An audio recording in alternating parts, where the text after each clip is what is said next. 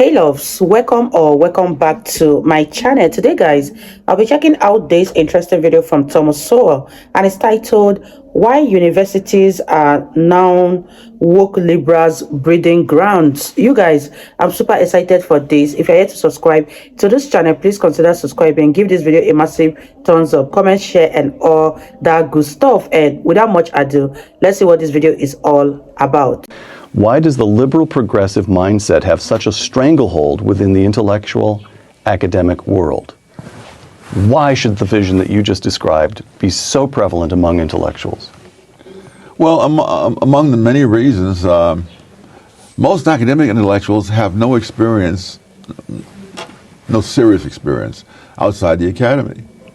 I remember I was once an economist for AT&T when it was the world's largest corporation, and when I returned to the academic world, they welcomed me as the prodigal son. You see, had returned from the evils of corporate America to the true nirvana of academia. That was funny. And not only do they have no experience, they have every incentive to believe that they are brighter than other people and no more than other people, because they've been told that all their lives. I mean, you become a top intellectual because you've passed through all these successive filters. You've gotten into the best colleges. You've gotten into the best graduate schools. Or even from second grade on, the teachers are responding to you as a kid who passes tests especially well. Yes. Right. And so you have all of that in your background. You write in Intellectuals in Society, if you happen to believe in free markets, judicial restraint, traditional values, and other features of what you call the tragic vision, there's no personal exaltation arising from those beliefs.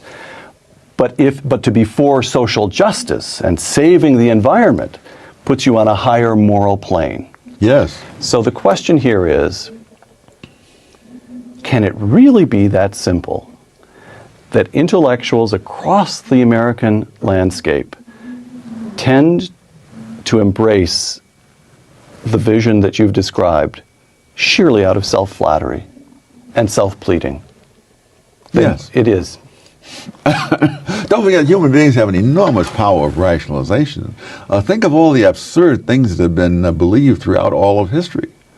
And I guess the one common denominator is that those absurd things typically were very flattering to those who believed them. They had the one true faith. They were the vanguard of the proletariat. You know, you just run through the whole list of the things. By the way, I've been reading some Marx. Mm-hmm. I can't understand how anyone ever took that seriously. I mean, ever took it seriously.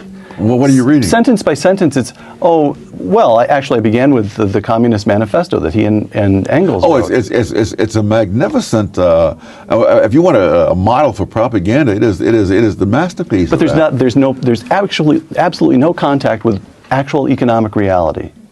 No, there's no need for that, as many people are showing. You can become president of the United States with no contact with economic reality. All right, two quotations. Intellectuals in Society, quote, "The intelligentsia often divide people into those who are for change and those who are for the status quo." Yes. Candidate Barack Obama, "We are the change we have been waiting for." Yes. Tom? People who say things like this act as if they're saying something new. This is what was being said back in the 1790s. I'm telling you. And ever since then, you know, there's nothing older than the idea that this is new.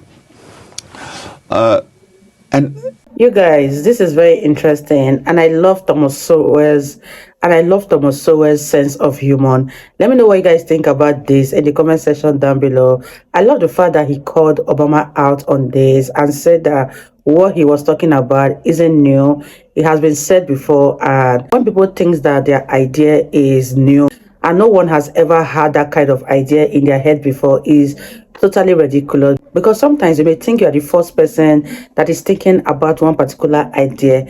Meanwhile, thousands of people have already thought about it. It's just that they didn't bring it to life. And leave your thoughts in the comment section down below. This is getting more and more interesting, and I'm enjoying every minute of this video. You guys, let's wrap this video up. Thomas Paine, we have it in our power to make the world over again. There you are. Right. But in point of fact, again, this is one of those totally unquestioned and unsubstantiated statements. John Dewey was saying, that made the same thing some 60 years ago, that those of us who are for change have to fight against those who are for the status quo. Now, the people he was talking about, people like Adam Smith was not for the status quo. Of course not. As I mentioned in the book, why would Adam Smith spend a whole decade writing a 900-page book to say how contented he was with the way things were? I mean, when you spend a decade writing a 900-page book, something is bugging you. You know, I mean.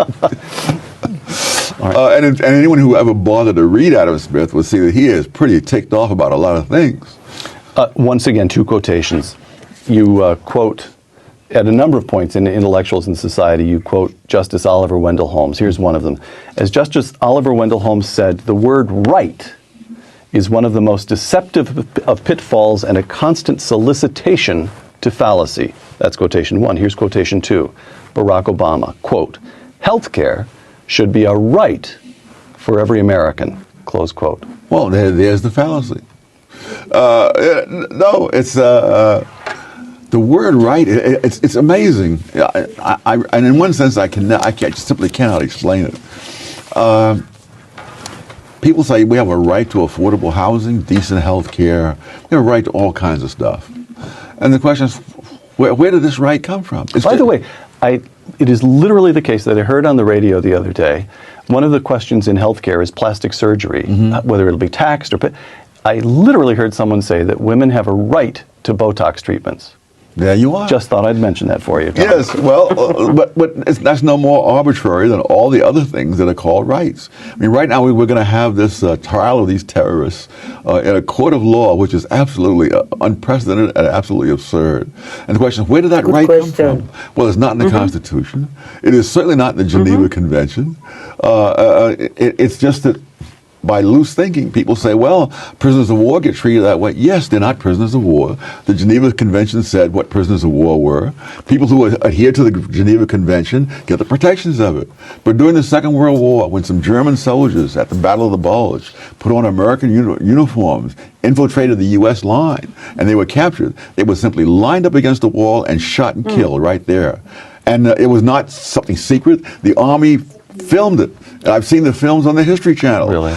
There was no question. If you don't play by the rules, you don't get the protection of the rules. It's that simple. Intellect is not wisdom. Thomas Sowell, Intellectuals and Society. I might actually add, wisdom is actually the application of that intellect.